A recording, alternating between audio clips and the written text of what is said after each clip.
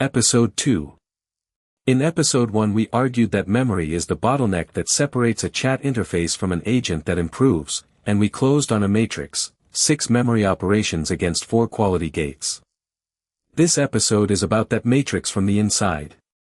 What is agent memory actually made of, and how does the field disagree about how to carve it up? The disagreement is real, it is recent, and it has consequences for what you build.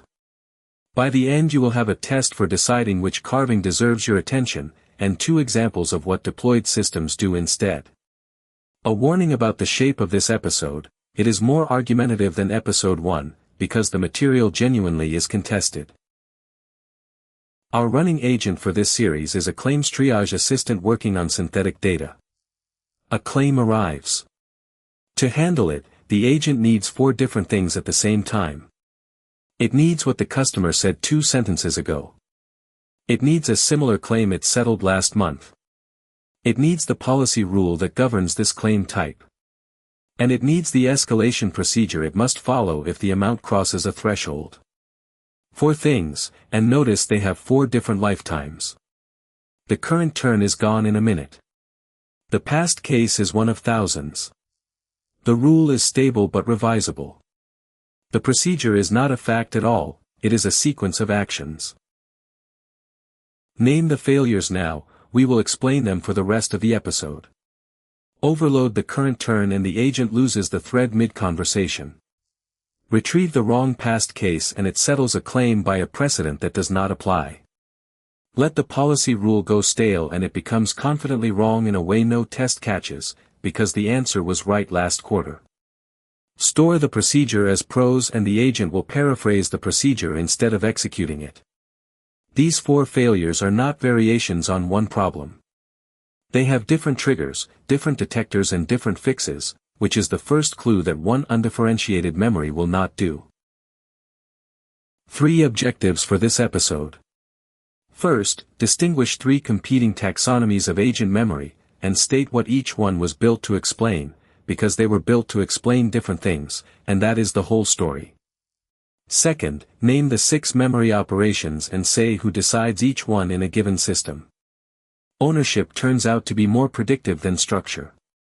Third, and this is the one to take to work, predict, from the cut a system has chosen, which failure it is structurally blind to. A note on what is not here. We will not rank the 3 taxonomies, and we will not propose a 4th.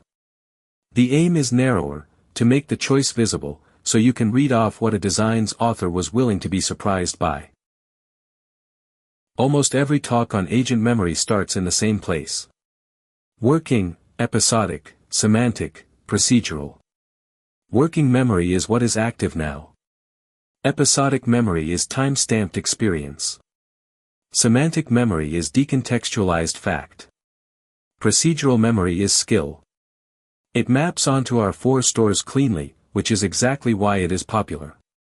Now one thing worth being precise about, because the literature is careless here. This taxonomy is not from the agent memory field at all. It comes from cognitive psychology, Tulving's episodic and semantic distinction, and the procedural memory work that followed it. Neither of the 2 major recent surveys of agent memory uses it. That is the surprise this episode is built around. A taxonomy is not free. It costs the reader attention, and it earns that back only by predicting something. So here is the test we will apply 3 times in this episode. Does it predict a failure you would otherwise walk into? Consider 2 results, from 2 unrelated papers, months apart. In the first, 2 reinforcement learning agents that maintain a single paragraph of memory score far below a baseline that simply keeps the raw text in context. The memory system is worse than no memory system. In the second, 3 well-known retrieval-style memory layers fall below a no-memory baseline on the same suite. Adding memory subtracted accuracy. The textbook cut predicts neither. It classifies what memory contains, and neither failure is about content. The first serious alternative comes from a survey that refuses the content-first framing altogether. It uses 3 independent axes. Forms asks what the memory physically is, token-level text, parametric weights, or latent vectors. Functions asks what it is for, factual, experiential, or working. Dynamics asks what happens to it, how it is formed, how it evolves, how it is retrieved. The same survey does boundary work that is worth as much as the taxonomy. It separates agent memory from language model memory, from retrieval augmented generation, and from context engineering. And it argues that the long-term versus short-term split, the other habitual carving, is no longer sufficient. Read that last claim slowly, because it retires the vocabulary most teams still use in design meetings. What does axis thinking by? Substrate. As soon as forms is an axis, you can see that a fact in a vector store and the same fact baked into the weights are different engineering objects with different costs. It also makes the first result on slide 6 legible. A single paragraph of text is a position on the form's axis, and a poor one. What does it miss? Ownership. The three axes tell you what the memory is, what it is for, and what it undergoes. They do not tell you who decides. The dynamics axis has 3 entries, and the word evolved hides an enormous amount. Every write policy, every eviction rule and every consolidation pass in the field lives inside it. The second survey carves differently again. Its primary cut is two-dimensional. The first dimension is the nature of what is stored, procedural experience on one side, conceptual knowledge on the other. The second is scope, within a single trajectory, or across trajectories. Storage is treated separately, as location, context window or external store, crossed with format, text, graph, internalized parameters, or latent vectors. And management gets its own 4-stage loop: extraction, updating, retrieval, utilization, with extraction itself split into flat, hierarchical, and generative. Notice what has just happened. 2 surveys of the same field, published within a year of each other, and they do not share a single axis. What does this carving by? The trajectory boundary. Scope makes visible the question the textbook cut cannot even ask: does this memory survive the end of the task? That is the question that separates an agent that improves from an agent that merely finishes. It also puts management on equal footing with structure, which is where the second result on slide 6 comes from. Those systems were not badly structured, they were badly managed. What does it miss? Cost. A 4-stage management loop with no price attached will let you design an extraction step that runs a language model on every observation, and discover the bill in production. And the nature dimension leaves working memory homeless. Take one system, a memory layer that extracts facts from a conversation and stores them in a vector database, and place it in each carving in turn. In the textbook cut it is semantic memory, with a little episodic. On the 3 axes it is token level in form, factual in function, and its dynamics are almost entirely information. In the 2 dimensions it is conceptual knowledge, cross-trajectory, external store, text format, with flat extraction. 3 descriptions of one system, and they do not decompose into one another. Nothing here is a translation. Each carving foregrounds precisely what the other suppress. Here is the diagnostic. When 2 engineers describe the same store differently, check which carving each is using before assuming one of them is wrong.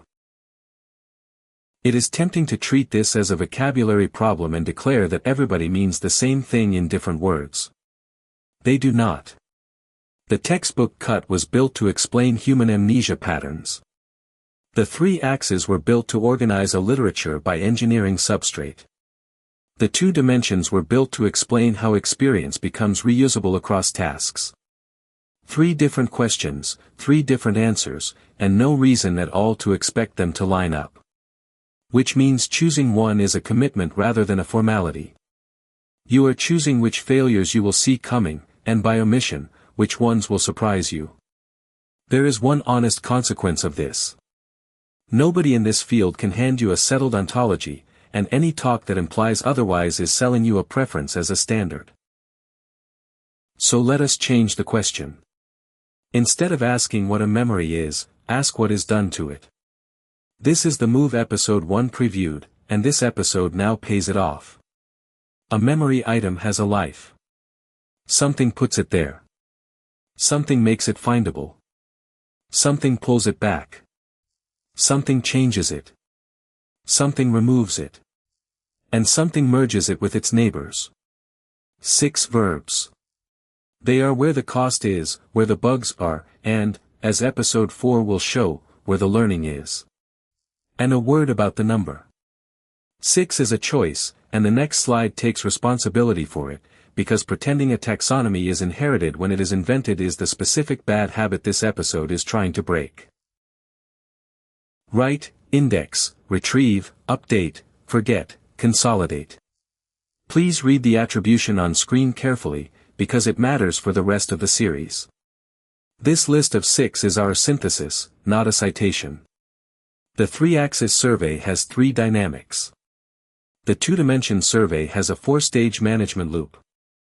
Neither of them has 6. We take responsibility for the 6-fold split because we want 2 things that neither list gives us. Forgetting as a first-class decision rather than an implementation detail. And indexing separated from writing, because in practice they fail independently, and in most teams they are owned by different people. If you disagree with the split, that is a legitimate disagreement, and the slide gives you what you need to have it, the 2 lists we departed from, and the 2 reasons we departed. Write. Trigger, an observation arrives, or a task ends.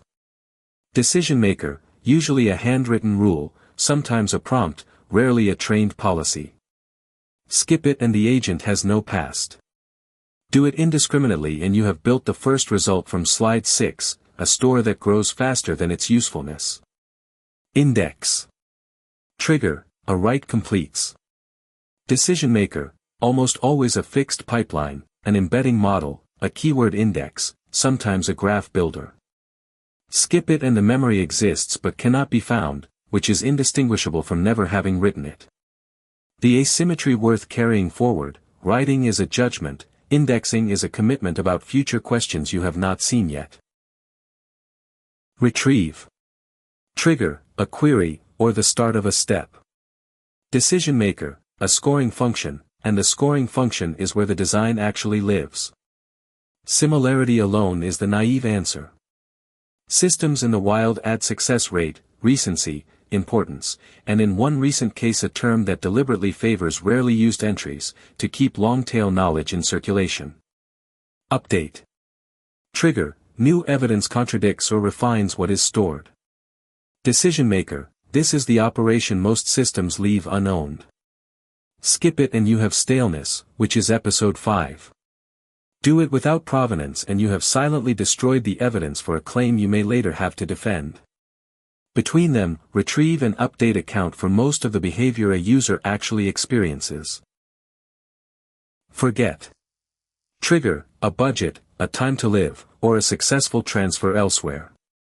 Decision maker, usually nobody, which is precisely why most memory stores only grow. Treat deletion as a decision and it acquires the 2 things decisions have, a criterion and an audit trail. Consolidate. Trigger, redundancy, or accumulated related episodes. Decision maker, a summarization pass, occasionally a scheduled reflection step. Consolidation is the operation that converts specific experience into general knowledge, which is exactly the episodic to semantic transition the textbook cut describes but does not mechanize. Skip it and you retrieve 10 near duplicates where one abstraction would have served. Notice that both of these operations reduce the store, and both are the ones teams postpone. A memory system that has never deleted anything has not been running long enough to be trusted. Here are the same 6 operations, with one question asked of each: who decides? Read down the columns rather than across the rows.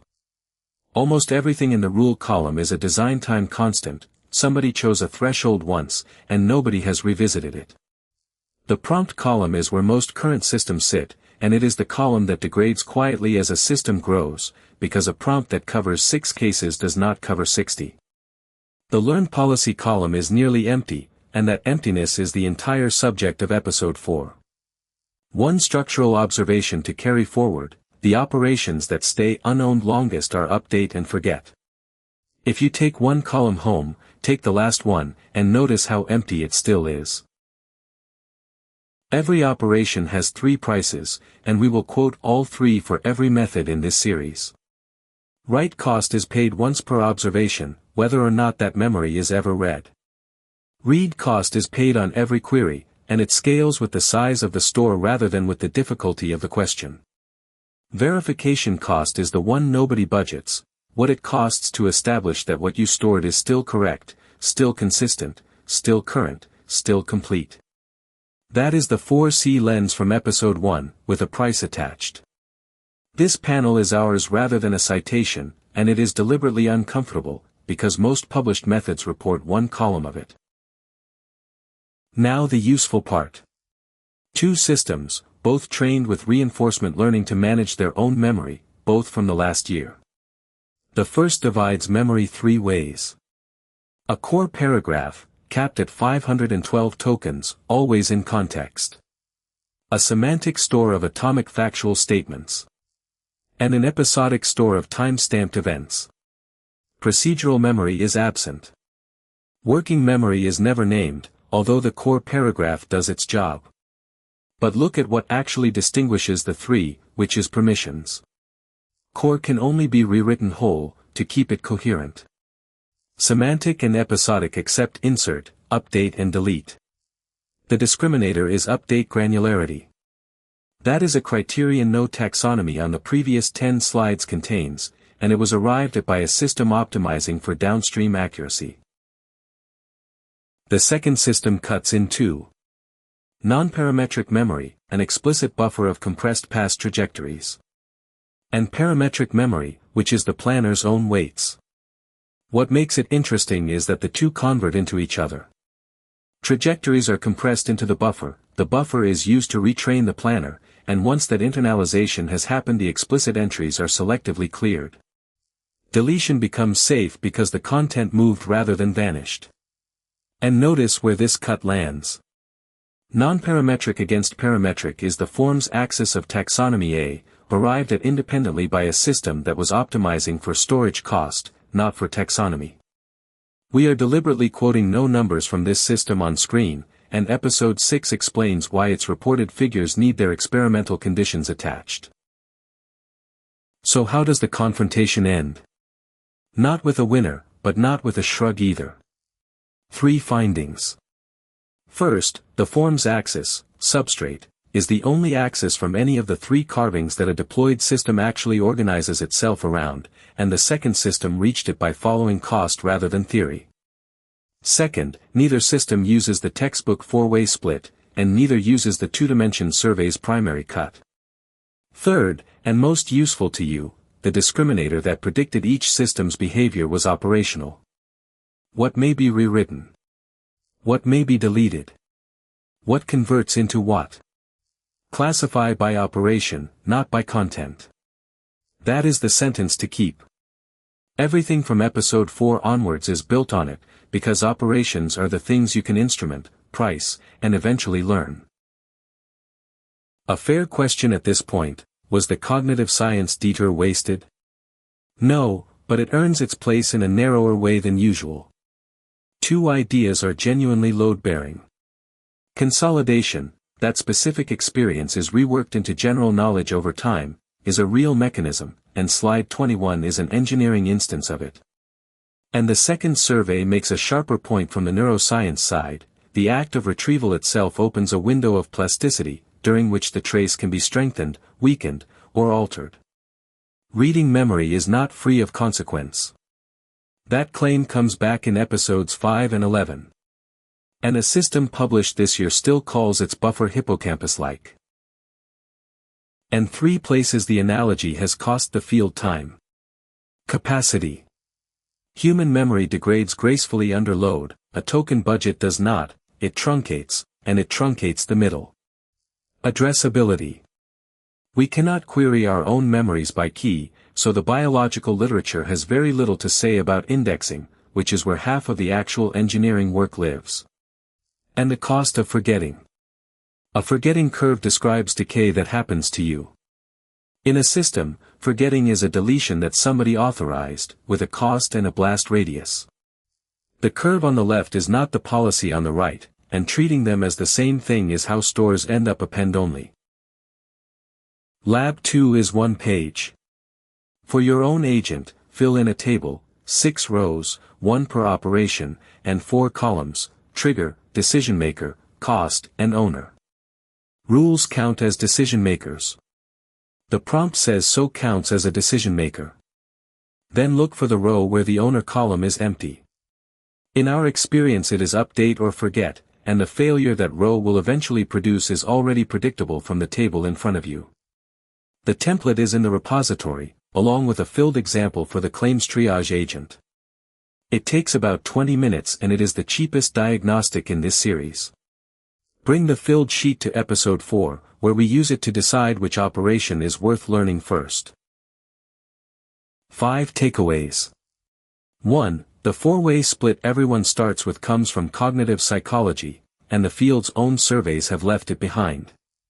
2. The 2 leading surveys share no axis, and that is a real disagreement about which question matters, not a naming accident. 3. A taxonomy earns its keep by predicting a failure, so test yours.